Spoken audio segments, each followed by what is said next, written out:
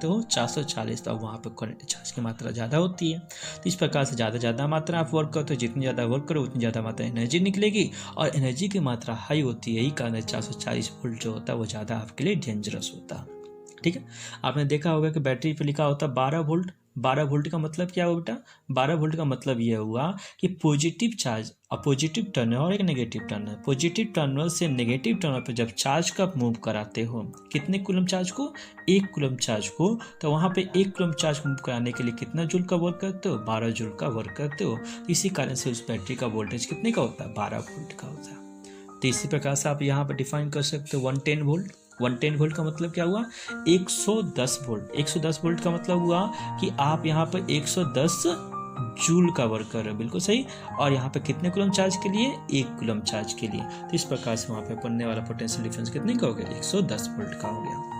तो यहाँ पे हमने सीखा, क्या क्या सीखा? Electric potential. इलेक्ट्रिक पोटेंशियल का मतलब हुआ amount of work done in moving of positive charge from infinite to given point in the electric field. Infinite से जब मूव कराते हैं इलेक्ट्रिक फील्ड के दिए गए किसी एक पॉइंट पर, तो उसे हम लोग क्या कहते हैं? इलेक्ट्रिक पोटेंशियल कहते हैं। पोटेंशियल डिफरेंस का मतलब हुआ किसी एक पॉइंट से दूसरे पॉइंट पर जब अमाउंट ऑफ चार्ज का मूव कराते हैं इलेक्ट्रिक फील्ड के अंदर, किसके अंदर? इलेक्ट्रिक फील्ड के अंदर ही, एक पॉइंट से दूसरे पॉइंट पर, तो उसे हम लोग क्या कहते हैं? Potential difference. पोटेंशियल डिफरेंस का सिंबल क्या होता है बेटा?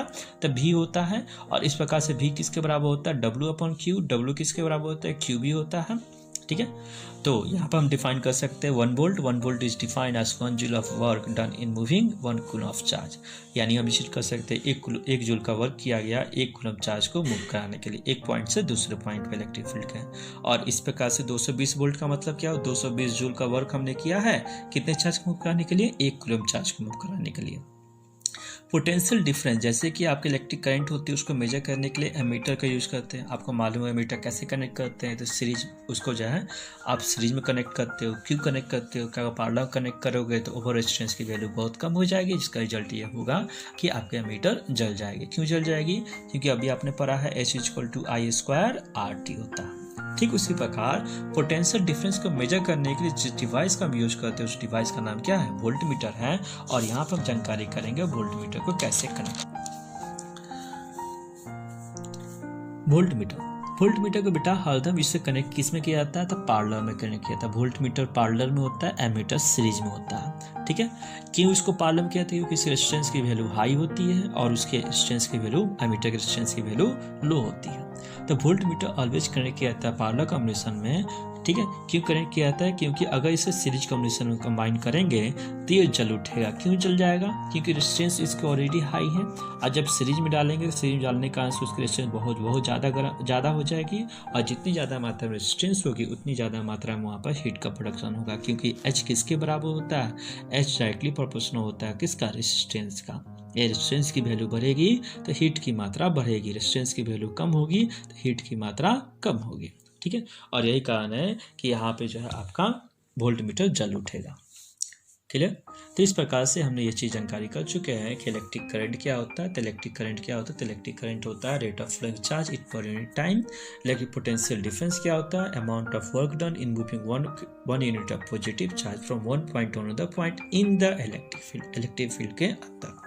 अभी हम लोग ये चीज़ जानकारी करेंगे।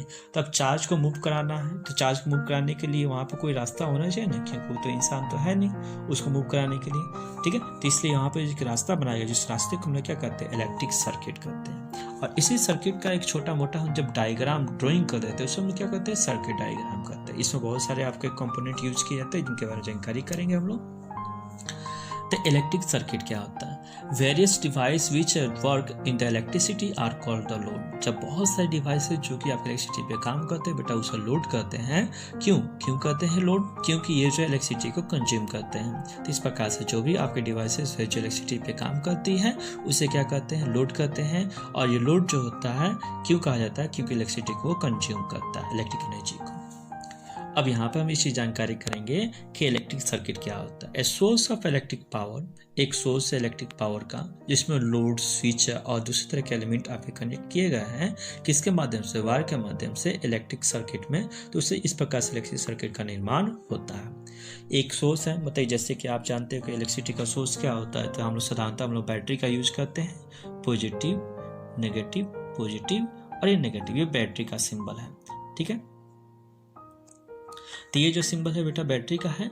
और इस प्रकार से ये जो आपका कॉम्बिनेशन है, ये जो आपका बैटरी होता है, तो ये source of power, electric power हो गया।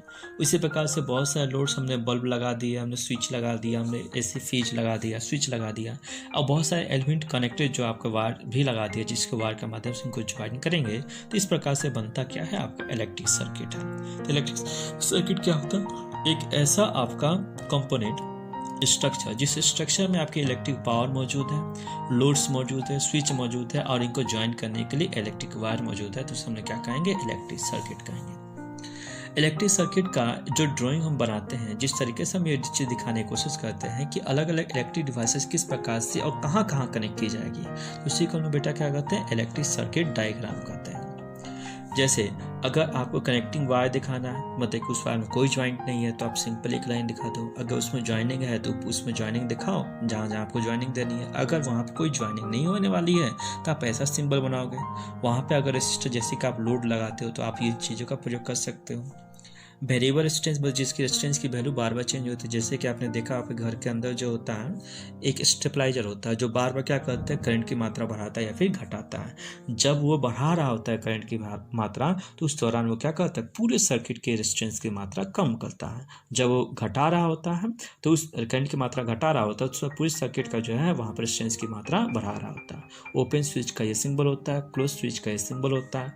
बल्ब का सिंबल ये चीज़ कहता है। सेल का जब पॉजिटिव और नेगेटिव चार्ज ज्वाइन होते हैं उसे सेल कहते हैं। जब दो या दो से अधिक जो है आपके सेल कॉम्बाइन हो जाते हैं उसे हम क्या कहते हैं, बैटरी कहते हैं। ये है बेटा आपका गैल्वेनोमीटर। गैल्वेनोमीटर भी एक डिवाइस है जिसकी मदद से इलेक्ट्रिक करंट को मेजर करते हैं। ठीक है, लेकिन ये सिर्फ ये चीज़ बताता है, डिटेक्ट करता है कि इलेक्ट्रिक करंट फ्लो कर रहा है या नहीं कर रहा है, लेकिन ये नहीं बताने में सक्षम है कि